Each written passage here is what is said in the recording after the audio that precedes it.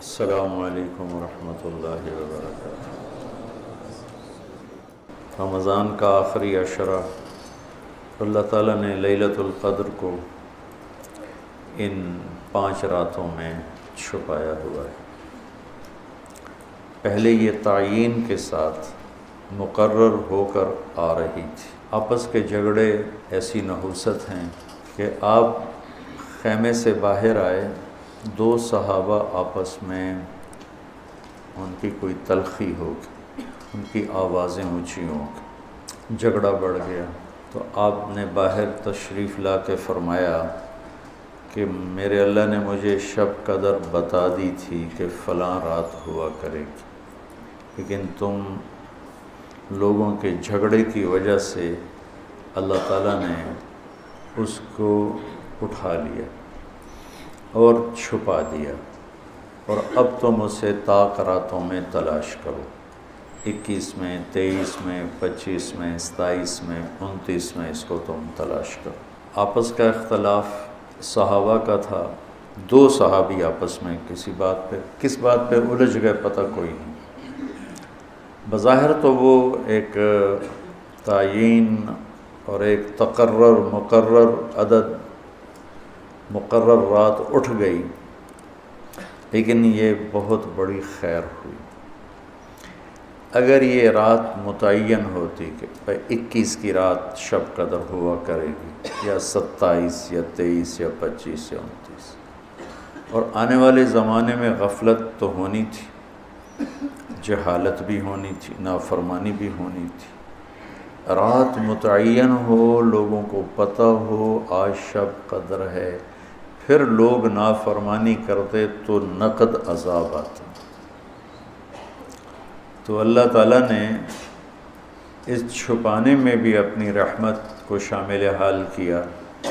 جب ایک آدمی شراب پی رہا ہے، اسے پتہ ہی نہیں شب قدر، کسی کو بھی نہیں پتہ کہ آج ہے۔ ہم تو 5 راتیں چھوٹی انشاءاللہ جاگ کے، آپ تو ویسے ہی علم میں مصروف ہیں، تو چلو آپ کی برکت سے ایک حدیث بھی یاد آ گئی۔ ابو ہریرہ رضی اللہ تعالیٰ عنہ فرماتے ہیں مدارست العلم ساعتاً، دارس یدارس، ایک دوسرے کے ساتھ علمی محاورہ کرنا، یا جس کو آپ تکرار کہتے ہیں، مدارست العلم ساعتاً خیر من احیاء لیلۃ القدر عند الحجر الاسود۔ اللہ اکبر، تم تو بڑے مالدار ہو یار، ہیں ماشاءاللہ۔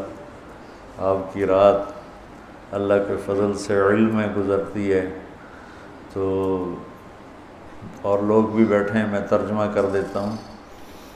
چند گھڑی، تھوڑی دیر کا علمی مذاکرہ، علمی گفتگو، علم کی طلب میں، علم کی تلاش میں، مناظرہ نہیں، لڑائی جھگڑا نہیں، علم کی طلب اور تلاش میں تھوڑی دیر علم کا مذاکرہ اور علم کی بات چیت، یہ حجر اسود کے سامنے کھڑے ہو کر لیلۃ القدر میں ساری رات نفل پڑھنے سے بہتر ہے۔ لیلۃ القدر بذات خود خیر من 1000 شہر ہے، ٹھیک ہو گیا، اور حرم کی ایک نیکی 1,00,000 کے برابر ہوتی ہے، یہ بھی ٹھیک ہے، معلوم ہے، حرم مکہ کی ایک نیکی 1,00,000 کے برابر، تو یہ رات حرم میں 1,00,000 راتوں کے برابر ہوگی۔ 1,00,000 کو 1,000 سے ضرب دیں تو کتنا بنے گا؟ مولوی شاید بتائے گا، حساب اچھا کر کر 10 کروڑ مہینے بنتے ہیں، 10 کروڑ مہینے بنتے ہیں، 10 کروڑ مہینوں کے سال بناؤ، لاکھوں سال بنتے ہیں، ہزاروں سال بنتے ہیں۔ تو علم کا مذاکرہ، علم کی طلب میں، علم کو سیکھنے کے لیے تھوڑی دیر بیٹھنا، وہ حجر اسود کے سامنے لیلۃ القدر میں ساری رات نفل پڑھنے سے بہتر ہے۔ یہ تو ہو گیا عام دنوں میں، جب یہ علم کی طلب رمضان میں ہو تو ہر عمل پہلے ہی 70 گنا بڑھ جاتا ہے۔ فرض علم کی طلب تو فرض ہے، تو فرض 70 گنا ہو جاتا ہے، نفل فرض بن جاتا ہے، تو اس کو ملٹی پلائی کرنے کے لیے کوئی کمپیوٹر بھی کام نہیں دے گا۔ یہ آپ اللہ کے فضل سے آپ کی ساری ہم نے 25 کو چھٹی رکھی ہے، 2 راتیں گھر جا کے جاگ لینا، ایک 27 کی ایک 29 کی، تو انشاءاللہ تو اب ویسے بھی آج کل راتیں چھوٹی ہیں، تو یقیناً ایک رات تو ہوگی اس میں، 5 راتیں اگر ہم جاگ لیتے ہیں یقیناً ایک رات اس میں شب قدر ہے۔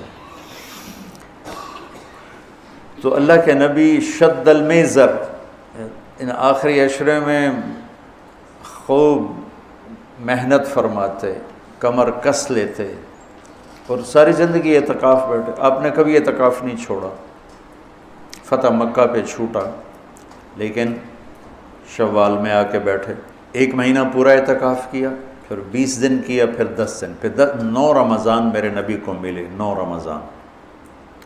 تو 1 میں اعتکاف چھوٹا اور باقی میں آپ نے مسلسل اعتکاف فرمایا۔ لیلۃ القدر کی صرف تلاش نہیں بلکہ اعتکاف اللہ کے در پر پڑ جانا ہوتا ہے۔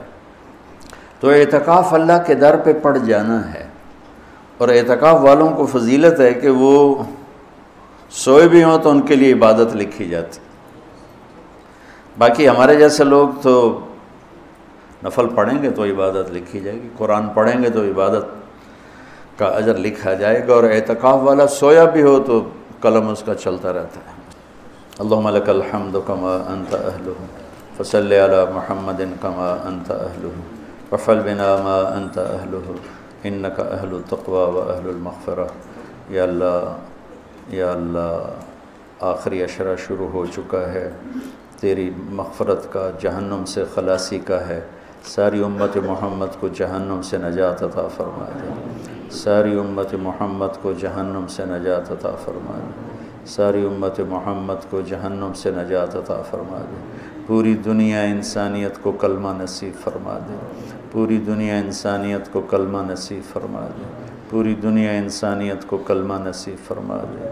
جو تیرے علم میں فرعون ہیں، شداد، حامان، قارون ہیں، ان کے وجود سے دھرتی کو پاک فرما دے، اور اسے امن کا، عزت کا، آبرو کا، شرم و حیا کا گہوارہ بنا دے۔ پورا عالم بے حیائی کی لپیٹ میں ہے، کفر کی لپیٹ میں ہے، میرے مولا اسے تو حیا کی چادر پہنا دے، ایمان کا نور عطا فرما دے۔ یا اللہ تیرے بندے جتنے اعتکاف میں بیٹھ چکے ہیں ان سب کے اعتکاف کو قبول فرما اور ذریعہ ہدایت فرما۔ حرمین میں جتنے تیرے بندے بندیاں اعتکاف میں بیٹھے ہیں ان کے اعتکاف بھی قبول فرما اور ذریعہ ہدایت فرما۔ یا اللہ تو ہماری یہ چھوٹی سی ایک کاوش، ایک حقیر سی کوشش، اسے بھی یا اللہ قبول فرما اور اسے ذریعہ ہدایت بنا۔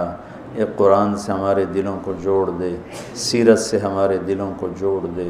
یا اللہ اپنے محبوب کی مبارک زندگی ہمارے سامنے کھلی کی کتاب کی طرح کر دے، اور ہر عمل کو اپنے محبوب کے یا اللہ نور کی روشنی میں دیکھنے کی توفیق عطا فرما۔ پوری امت میں یا اللہ سیرت حاوی فرما، پوری امت میں یا اللہ اپنے محبوب والے اخلاق زندہ فرما، بد اخلاقی سے ہماری حفاظت فرما۔ میرے دیس کو چوری ڈاکے سے بچا، ظلم و ستم سے بچا، قتل و غارت سے بچا، جھوٹ فراڈ سے بچا، سود اور رشوت سے بچا، یا اللہ ملاوٹ اور کھوٹ سے بچا۔ یا اللہ میرے دیس سے تو بدکاری کے اڈے ختم فرما، شراب کے اڈے ختم فرما، جوئے کے اڈے ختم فرما۔ یا اللہ آنے والی حکومت نیک دل رحم دل لوگوں کی نصیب فرما۔ ہمیں یا اللہ ایسے لوگوں کے حوالے نہ فرما جو بددیانت ہوں، جو دھوکے باز ہوں، جو مفاد پرست ہوں۔ ہمیں ایسے لوگوں کے حوالے فرما جو ملک کے، قوم کے، عوام کے خیر خواہ ہوں، ان کے درد کو اپنا درد سمجھیں اور ہمارے غم کو اپنا غم سمجھیں، ہمارے دکھ کو اپنا دکھ سمجھیں۔ ہمیں ایسے نیک لوگ نصیب فرما۔ یا اللہ جہاں جہاں یہ میرے ساتھ لوگوں نے ہاتھ اٹھائے ہوئے ہیں تو سب کے حق میں ان کی دعا